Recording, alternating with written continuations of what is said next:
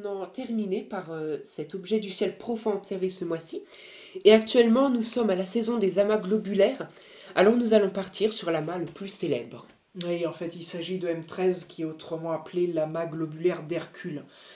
Alors cet amas, c'est l'un des plus beaux de l'hémisphère nord à observer. Il se situe dans la constellation d'Hercule, hein, comme son nom l'indique.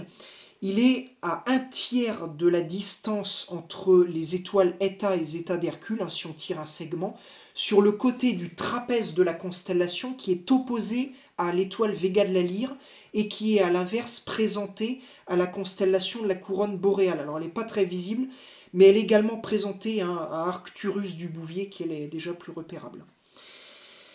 Alors, cet amas comporte plusieurs centaines de milliers d'étoiles, peut-être même jusqu'à 1 million, on ne sait pas exactement, on n'a pas compté, hein.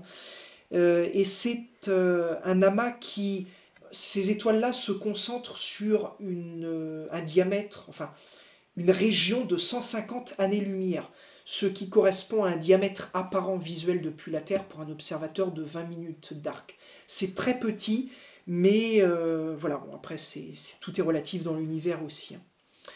M13 a été découvert par Edmond Halley, le célèbre découvreur de la comète du même nom, en 1714 et a été ajouté par Charles Messier dans son catalogue le 1er juin 1764. Le 16 novembre 1974, M13 a été utilisé comme cible pour l'envoi d'un message à une potentielle civilisation extraterrestre envoyé à partir du radiotélescope Arecibo. Il contenait des informations comme les chiffres, le numéro atomique de l'hydrogène, du carbone, de l'azote, de l'oxygène, du phosphore, des données sur l'ADN, la forme et la taille d'un humain, la population terrestre et la position de la Terre dans le système solaire. Il devrait mettre 25 000 ans à y parvenir. On attendra la réponse. Alors, comment observer cet objet? Il a une magnitude apparente de 5,8. Ça veut dire que théoriquement, il est observable à l'œil nu. Il est à peu près similaire à la magnitude d'Uranus. Alors, c'est un défi l'observer à l'œil nu, mais ça permet de tester la qualité de sa vue et de son ciel également.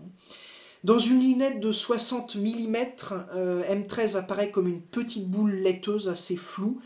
Pour résoudre et commencer à voir les étoiles de l'amas, il faudra au moins un instrument de 100 mm d'ouverture. À partir d'un instrument de 150 mm, on commence à bien le résoudre. Et en plus de ça, on a un nuage de poussière en forme de Y qui va commencer à apparaître. Moi, personnellement, j'ai eu l'occasion d'observer cet amas dans un télescope de 400 mm l'année dernière. La vision est absolument féerique, je ne la décris pas, c'est indescriptible. Dès le premier coup d'œil dans l'oculaire, vous n'attendez même pas une seconde, c'est une explosion dans l'œil. Les étoiles sont extrêmement résolues, c'est magique. Mais bon, après, il faut posséder un 400 mm et c'est pas dû à tout le monde, évidemment. Merci Mathieu. Alors voilà que se termine cette émission.